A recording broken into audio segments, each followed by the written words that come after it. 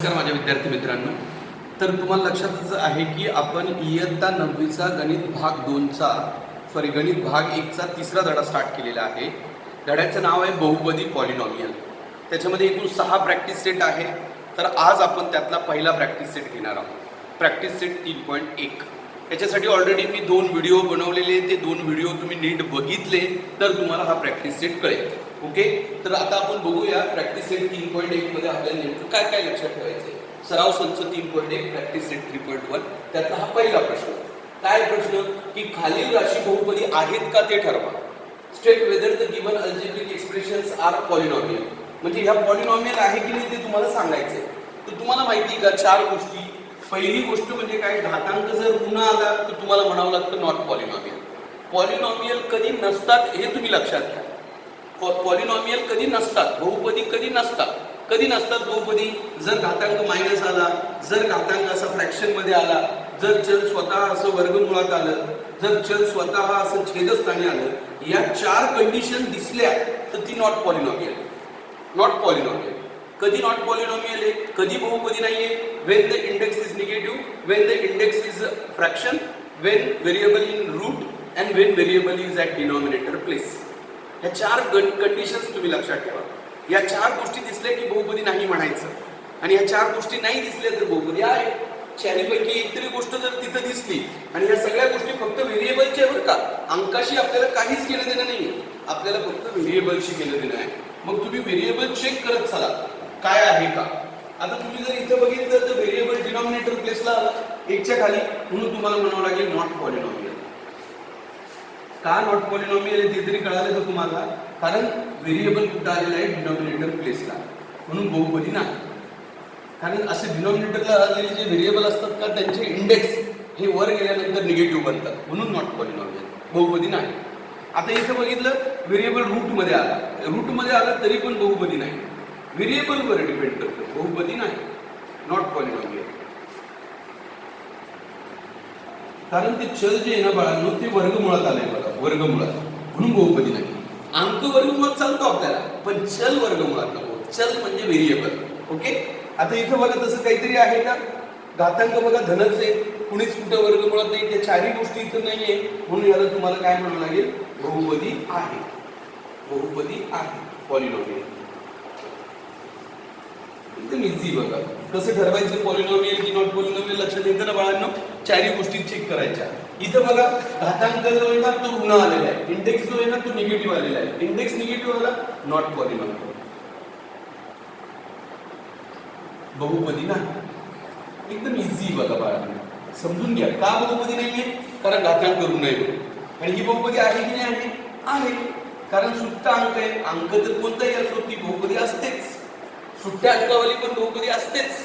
फक्त 4 गोष्टी नको आपल्याला. म्हणजे असं ऋण घातांक नको, असा घातांक अपूर्णांक नको, चल वर्गमुळात नको, चल असं छेदस्थानी नको. या 4 गोष्टी आल्या की आपल्याला म्हणावं लागतं नॉट पॉलिनॉमियल, आणि अदरवाईज तुम्हाला म्हणावं लागतं पॉलिनॉमियल, बहुपदी आहे. कळालं का. हे 5 गणित त्यांचे होते. होमवर्कला मी आणखी 5 देणार. असं मी प्रत्येक वेळा होमवर्कला तुम्हाला गणित देणार. आता बाजूला लक्षात ठेवा, तुम्हाला हे जमलं पाहिजे.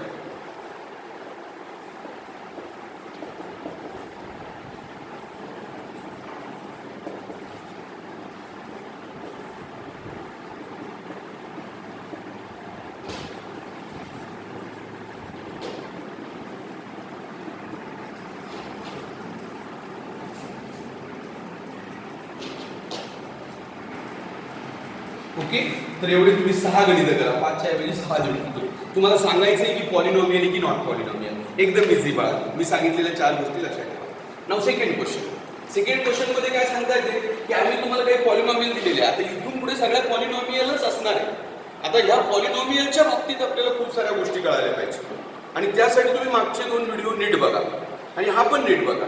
ओके बाळांनो, तर आता प्रश्न असा आहे की या प्रत्येक पॉलिनॉमियल मध्ये m क्यूब आहे, यमचा घन आहे, आणि त्या यमच्या घनाचा तुम्हाला सहगुणक लिहायचा आहे, कोइफिशियंट लिहायचा आहे. Coefficient of m cube. तर तुम्ही चेक करा त्या बहुपदीमध्ये m क्यूब कुठं आहे. इथं एकटीच m क्यूबच आहे. मग सांगा आता याचा सहगुणक काय आहे. जेव्हा m क्यूबच्या बाजूला काहीच अंक नसतो तेव्हा तो 1 असतो.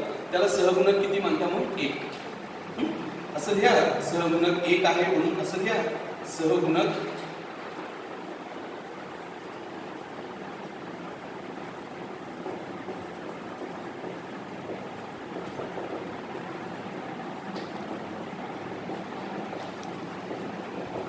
कळालं का बाळांनो? आता समजा ह्या एम क्यूबच्या बाजूला जर 8 आलेलं असतं तर सहगुणक किती मग 8. एम क्यूबच्या बाजूला जर -2 आलं असतं तर सहगुणक किती -2. एम क्यूबच्या बाजूला जर 3/4 आलं असतं तर सहगुणक किती 3/4. एम क्यूबच्या बाजूला जर वर्गमुळात 3 आलं असतं तर सहगुणक किती वर्गमुळात 3. तुम्हाला एम क्यूब वाला पद बघावं लागेल आणि त्याच्या बाजूला नेमका कोणता अंक आहे तो तुम्हाला लिहावा लागेल. त्याला म्हणतात कोएफिशियंट, त्याला म्हणतात सहगुणक. आता तुम्ही जर इथं बघितलं तर एम क्यूबच्या बाजूला काहीच नाहीये म्हणून सहगुणक किती म्हणावा लागतो 1. जेव्हा बाजूला काहीच नसतं तेव्हा सहगुणक 1 असतो. आता इथं चेक करा एम क्यूब हे का नाही, हे का नाही, हे का हो, हे एम क्यूब वाला टर्म. तर ह्या एम क्यूबच्या बाजूला कोणता अंक आहे -√3. म्हणून तुम्हाला सांगावं लागेल की सहगुणक कोणता आहे तर सहगुणक आहे -√3. लक्षात येते का बाळांनो? एम क्यूबचा सहगुणक लिहायचा आहे फक्त आपल्याला, सगळ्यांचा नाही, फक्त एम क्यूबचा. कारण प्रश्न त्यांनी तसं दिलेलं write the coefficient of M cube. मग एम क्यूब वाला पद बघा आणि त्याच्या बाजूचा अंक सांगा. एम क्यूब वाला पद बाजूचा अंक. आता इथं बघा एम क्यूब वाला पद हे का, हे का, हे का, हे का हो, त्याच्या बाजूचा अंक सांगून द्या. सांगा सहगुणक कोणता आहे. मग आता जर तुम्ही चेक केलं तर सहगुणक आहे -2/3. एकदम इझी बघा. हा जमेल ना तुम्हाला? होमवर्क लागेल 3-4 गणित. एम क्यूबचं सहगुणक बघा प्रत्येक गणितामध्ये m + 2m² - 3m³ + 10 3m³ 5/2m²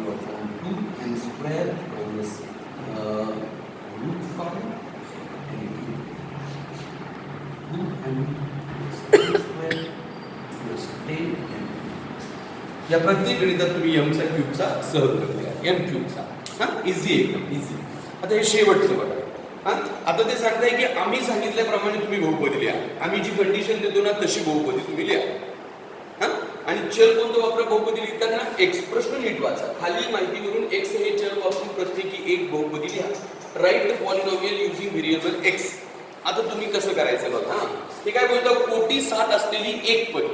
एकपदी म्हटल्यावर तुम्हाला एकच वेळा एक्स घ्यावा लागेल. द्विपदी म्हटली तर 2 वेळा एक्स घ्या. त्रिपदी म्हटलं तर 3 वेळा एक्स घ्या. चारपदी म्हटलं तर 4 वेळा एक्स घ्या. आता ते काय म्हणतात? एकच पदी आहे. मग एक पदी म्हणजे एकदाच एक्स घ्या आणि कोटी किती हवी त्यांना? 7. तरी देऊन टाका घातांक 7. कोटी 7 पाहिजे म्हणजे घातांक 7 देऊन टाकायचं. झाली एक पदी आणि कोटी पण 7 आहे. This is monomial and degree is 7. किती पदी आहे? एक पदी तर 1 वेळा एक्स घ्यायचं. ते जर बोलले असते 4 पदी घ्या तर मी असे 4दा एक्स घेतले असते. आणि कोटी किती पाहिजे? 13. लगे एका ठिकाणी 13 देऊन टाकलं असतं, बाकीच्या ठिकाणी काही पण दिलं असतं. 10, 11, 7 मध्ये कोणतं पण चिन्ह असं काही पण करू शकतो. ते जर बोलले त्रिपदी घ्या, मी 3दा एक्स घेणार घेतला. ते बोलले कोटी 10 घ्या, मी कुठेतरी 10 लिहून टाकणार. बाकीच्या ठिकाणी त्याच्यापेक्षा कमी घ्या आणि मध्ये कोणतंही चिन्ह भरा असं. ते जर बोलले बायनॉमियल घ्या, मी 2च एक्स घेणार. ते बोलले कोटी 30 घेऊन टाका, मी कुणाचं पण घातांक 30 घेणार, याचा किंवा त्याचा, आणि बाकीच्याचा त्याच्यापेक्षा छोटा घेणार 28. घातांक द्यायचे पण सगळ्यात मोठा घातांक किती घ्यायचा? त्यांनी सांगितल्याप्रमाणे त्यांनी जी डिग्री दिली का तेवढा मोठा घातांक घ्यायचा आणि बाकीचे सगळे घातांक छोटे घ्यायचे. आणि त्यांनी किती पदी सांगितली ते पण समजून घ्यायचं. एकदम इझी बाळ. बघा तुम्ही परत एकदा. ते काय बोलतात? बायनॉमियल पाहिजे ना त्यांना, मग 2दा एक्स घेऊन टाकू आपण. घेतला. आता डिग्री किती पाहिजे? 35. मग याचा किंवा याचा डिग्री 35 घेऊन टाका म्हणजे इंडेक्स. याचा 35 घेतला तर याचं कमी घ्या 33. मध्ये कोणतं पण चिन्ह द्या, प्लस द्या, मायनस द्या. इकडे बाजूला तुम्हाला एखादा अंक लिहायचं तर लिहा. 3, 2, 1, 5 काही पण असं लिहायचं एकदम सिंपल. आता काय पाहिजे त्यांना? ट्रायनॉमियल घेऊन टाका. ट्रायनॉमियल एक्स एक्स एक्स 3दा. डिग्री किती पाहिजे? 8. कुणाची तरी डिग्री 8 घेऊन टाका. समजा मी याची 8 घेतली तर यांची कमी घ्या ना. मग हे 5 घ्या, हे 4 घ्या, मध्ये प्लस द्या, मायनस द्या, असं लिहायचं. इझी एकदम. लक्षात येते ना? हा कसं लिहायचं ते समजते तुम्हाला सगळ्यांनी? त्यांनी काय बोलताय? ट्रायनॉमियल बोलताय की बायनॉमियल बोलताय की मोनोमियल बोलताय? Depend on time. ते जर बोलले असते ट्रायनॉमियल तर मी असे 3दा एक्स घेणार. आणि ते बोलतं डिग्री 15 घ्या, मी याचा इंडेक्स 15 घेणार आणि यांचं सगळ्यांचा कमी कमी घेणार, 2 घेणार किंवा घेणारच नाही, असं काही पण. लक्ष द्या तुम्ही. एकदम इझी बघा मला. ओके, होमवर्क नाही देते. चल हे लक्षात ठेवा फक्त तुम्ही. एकदम छान बघा. ओके, तर आतापर्यंत आपले 3 प्रश्न झालेले आहेत. आपण पुढचे पण प्रश्न बघणार आहोत. हा व्हिडिओ चांगला बघा कारण हा तुमचा प्रॅक्टिस सेट 3.1 आहे. ओके. ओके बाळांनो, तर पुढचा प्रश्न बघू. ह्या प्रॅक्टिस सेटमध्ये 9 प्रश्न आहे बाळांनो. आत्तापर्यंत 3 घेतले मी आणि जे जे प्रश्न महत्त्वाचे त्यांचे होमवर्क मी तुम्हाला घरी देतोय. बाळांनो लक्ष द्या, तुम्ही व्यवस्थित समजून घ्या. मोठा प्रॅक्टिस सेट आहे पण सोपा आहे, अजिबात अवघड नाही आहे जर तुम्ही नीट सिस्टमॅटिक बघण्याचा प्रयत्न केला तर. आता पहिला प्रश्न बघा, चौथा म्हणजे काय आहे की write degree of following polynomials. Degree लिहा. डिग्री म्हणजे घातांक, मोठा घातांक. सगळ्या बहुपदीतला जो मोठा घातांक राहील त्याला डिग्री म्हणतात. That is called as a कोटी. Polynomial, degree of polynomial. Okay, largest index. Okay, मोठा घातांक. इथं जर चलच नाहीये, जेव्हा चलच नसतं तेव्हा कोटी नेहमी किती असते? 0. लक्षात ठेवा, चल नसेल ना तर डिग्री नेहमी किती असते? 0. डिग्री किती असते? 0. चल नसलं तर, चलच नाही ना इथं, म्हणून कोटी 0.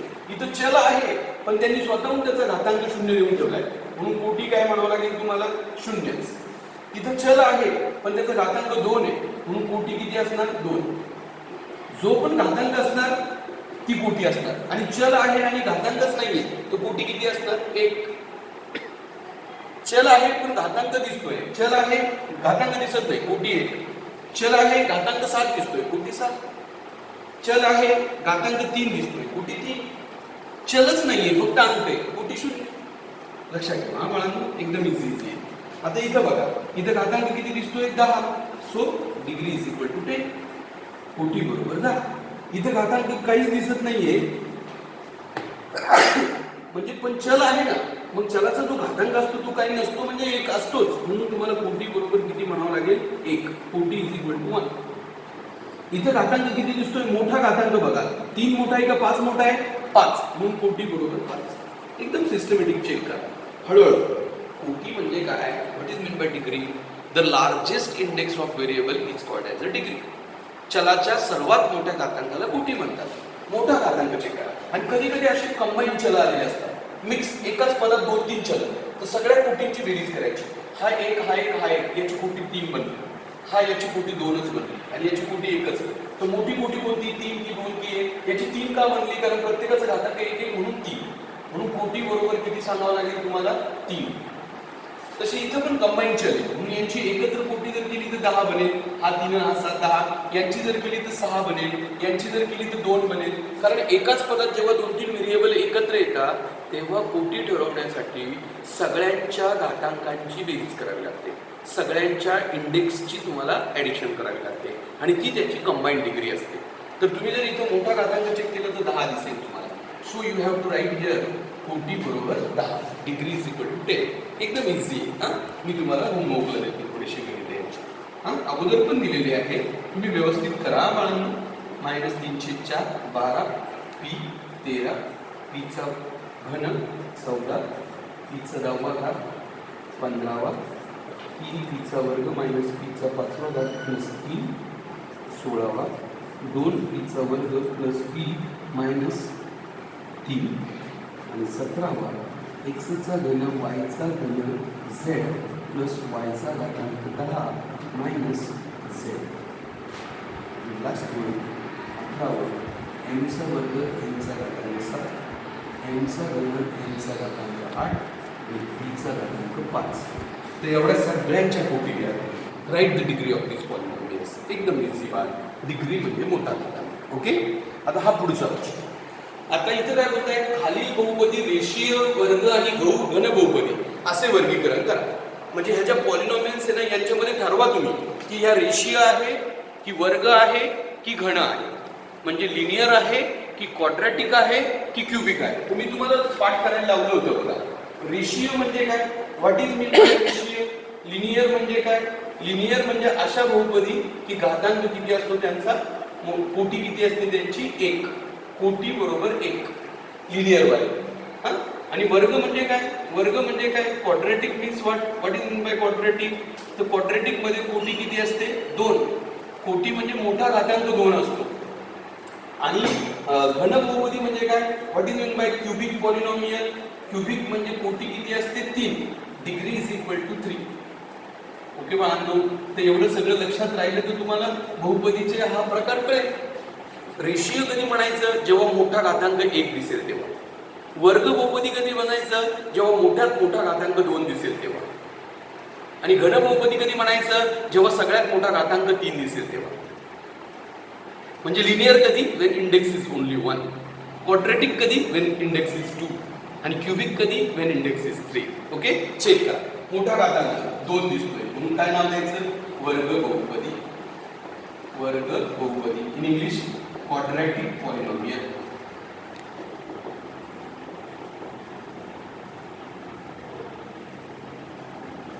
आता ना मी इकडे नाव दिलेलेच आहे ते बघून घ्या तुम्ही. मी एकाच भाषेत लिहितो, मराठीत किंवा मोठा घातांक किती? 1 म्हणून रेषीय बहुपदी. कोटी चेक करावी लागते. कोटी ज्यांना येते त्यांना हे येणारच ना. कोटी 1 तर रेषीय बहुपदी, linear polynomial. This is linear. आता जर तुम्ही चेक केलं कोटी 1च दिसते तुम्हाला परत एकदा, म्हणून तुम्ही परत एकदा म्हणणार रेषीय बहुपदी. एकदम सोपे बाळांनो, लिनियर पॉलिनॉमियल म्हणावं लागेल. कोटी चेक करा. कोटी म्हणजे मोठा घातांक चेक करा कोणता आहे. मी परत लिहून दिलं इथं. मोठा घातांकावर डिपेंड करते. हे मी तुम्हाला ऑलरेडी अगोदर पण शिकवलेले, तुम्ही तेव्हा पण बघा आणि आता पण बघा. ओके, मोठा घातांक चेक करा 3 म्हणून कोणती बहुपदी म्हणणार तुम्ही? घन बहुपदी, क्युबिक पॉलिनॉमियल. ओके, ब्लॅक पेननीच आन्सर्स लिहितो मी, सॉरी. ओके, हे आन्सर्स ह्या बाळांनो सगळे लक्ष द्या. आता सांगा मोठा घातांक किती आहे? 2 म्हणून काय म्हणणार तुम्ही? वर्ग बहुपदी. वर्ग म्हणजे क्वाड्रॅटिक. चेक करायचं पद किती असू द्या, आपल्याला फक्त घातांकाशी घेणं नाही. घातांकावर डिपेंड करतं बहुपदीचा प्रकार. हा पद किती असू द्या, किती टर्म्स असू द्या त्याच्यामध्ये, नंबर ऑफ टर्म्सची काय घेणं देणे नाही, इंडेक्सची घेणं देणे नाही. Index 1 linear polynomial, index 2 quadratic polynomial, index 3 cubic polynomial. Okay, आता इंडेक्स किती आहे? 3 म्हणून काय म्हणणार तुम्ही? Cubic polynomial. क्युबिक म्हणजे मराठीमध्ये घन बहुपदी. घन बहुपदी म्हणा, घन बहुपदी. झाले 6 गणित त्यांचे होते. मी होमवर्कला देतो तुम्हाला थोडेफार, लक्षात घ्या तुम्ही. होमवर्क देतो यांचं मी तुम्हाला काही 7वं 8वं 9वं 10वं आणि 11वं. तुम्हाला ठरवायचंय क्युबिक आहे की क्वाड्रॅटिक आहे. ओके,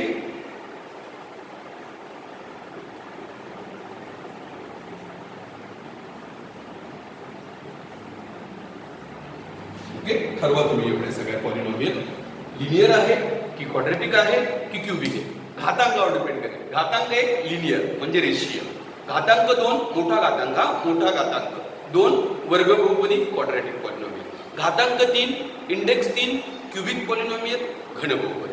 एकदम इझी बाळा, लक्षात ठेवा. हा बॉक्स पण समजून घ्या. आणि आता हा एक पुढचा प्रश्न 6वा की खालील बहुपदी प्रमाण रूपात लिहा स्टँडर्ड फॉर्म मध्ये. स्टँडर्ड फॉर्म म्हणजे काय असतं माहिती तुम्हाला? बहुपदीचं मोठ्या घातांकापासून छोट्या छोट्या घातांकावाले पद असले पाहिजे. सगळ्यात पहिल्यांदा मोठ्या घातांकावालं पद, मग त्याच्यापेक्षा थोडं छोट्या घातांकावालं, त्याच्यापेक्षा थोडं छोट्या घातांकावालं, त्याला म्हणतात स्टँडर्ड फॉर्म.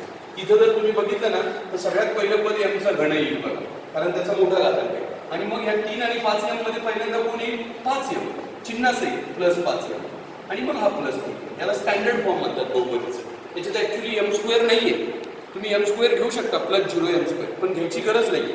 याला स्टँडर्ड फॉर्म मध्ये लिहा. स्टँडर्ड फॉर्म कसं असतं? घातांक 4 ने जर सुरुवात झाली बहुपदीची तर मग घातांक 3 आला पाहिजे, मग घातांक 2 आला पाहिजे, मग यम आला पाहिजे, मग सुट्टा अंक आला पाहिजे. सुट्टा अंक जो असतो ना तो सगळ्यात शेवटी आला पाहिजे.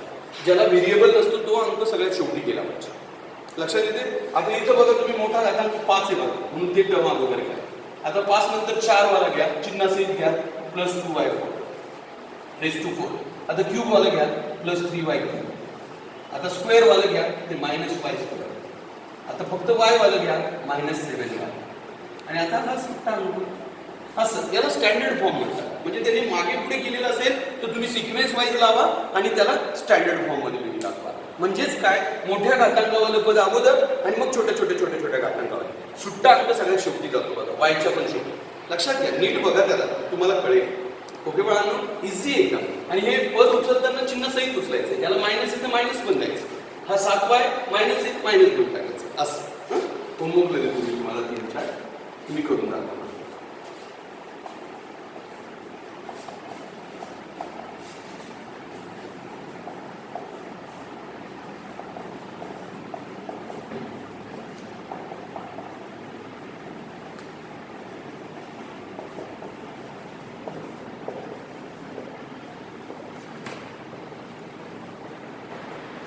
ओके, एवढे 3 करून दाखवा तुम्ही होमवर्कला.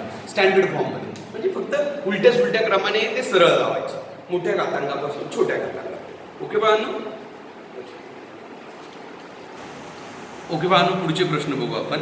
आणि या प्रॅक्टिस सेटचे आता हे शेवटचे 3 प्रश्न लिहिले मी फळ्यावरती आणि खूप इम्पॉर्टंट आहे, व्हेरी इम्पॉर्टंट. शेवटचे 3 प्रश्न नीट समजून घ्या म्हणजे हा प्रॅक्टिस सेट तुम्हाला कळेल. आता हा 7वा प्रश्न बघा की ही बहुपदी तुम्ही सहगुणक रूपात लिहा. आता बहुपदी आहे ही, पण हिला कोइफिशियंट फॉर्म मध्ये लिहा. कोइफिशियंट फॉर्म म्हणजे काय? What is mean bye coefficient form? सहगुणक रूप काय असतं? सगळे बाजूबाजूचे जे अंक असतात का ते लिहा. पण त्यासाठी एक अट असते की बहुपदी पहिल्यांदा तुम्हाला व्यवस्थित लिहून घ्यावी लागते, म्हणजे उतरत्या घातांकाप्रमाणे. जसे की उदाहरणार्थ आता ही एक्सच्या घनाने स्टार्ट झाली बरं का, तर मग मला माहिती आहे एक्सचा घन पाहिजे, एक्सचा वर्ग पण पाहिजे, एक्स पाहिजे, मग सुट्टा अंक पाहिजे. एवढे 4 पद असतात घनाच्या बहुपदीमध्ये. जेवढा घातांक त्याच्यापेक्षा एक पद जास्त असतं कधी पण बहुपदीमध्ये. घातांक 3 ने स्टार्ट आहे 4 पदे असणार, घातांक 4 ने स्टार्ट आहे 5 पदे असणार, घातांक 6 ने स्टार्ट आहे 7 पदे असणार.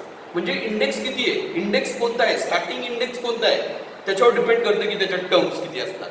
ओके, तर आता यातला एक्सचा क्यूब त्यांचा आहे आणि हा सुट्टा अंक पण त्यांचा आहे -2, पण हे दोन्ही नाहीये ना त्यांच्याकडे, तर याला तुम्हाला +0 लावावं लागतं.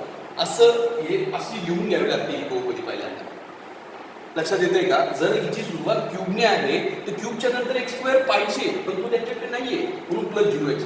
x² नंतर x पाहिजे, तो पण त्यांच्याकडे नाहीये म्हणून +0x. आणि मग सुट्टा अंक पाहिजे, तो त्यांचा आहे म्हणून घ्या. आणि आता कोइफिशियंट फॉर्म घ्या. कोइफिशियंट फॉर्म कसं असतं? सहगुणक रूप कसं असतं बहुपदीचं? कालच शिकवलं होतं बघा तुम्हाला कालच्या व्हिडिओमध्ये. सहगुणक रूप म्हणजे कंसात कॉमा कॉमा करून सगळे सहगुणक घ्या.